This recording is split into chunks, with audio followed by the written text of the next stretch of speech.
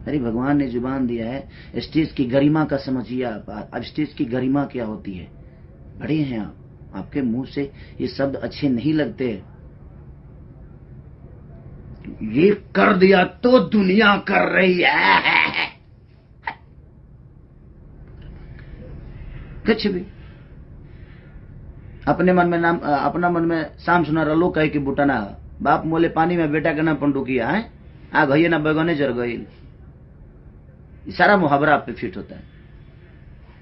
और मेरे कुछ फैन नाराज थे कि आप नाम क्यों लेते हैं। अब नहीं लूंगा, क्योंकि मुझे लगता था कि बड़ा और छोटा का सम्मान होता है। यहां पे सम्मान हमेशा रहेगी,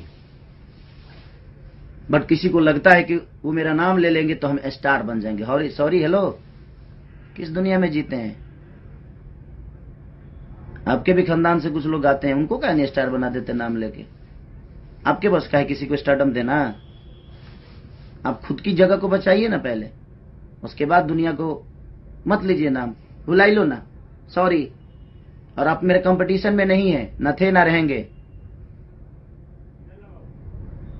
कभी नहीं रखा मैं कंपटीशन में, और ये पूरी दुनिया जानती है। पहले अपने परिवार के लिए ईमानदार हो जाइए, अपने लोगों के लिए ईमानदार हो जाइए।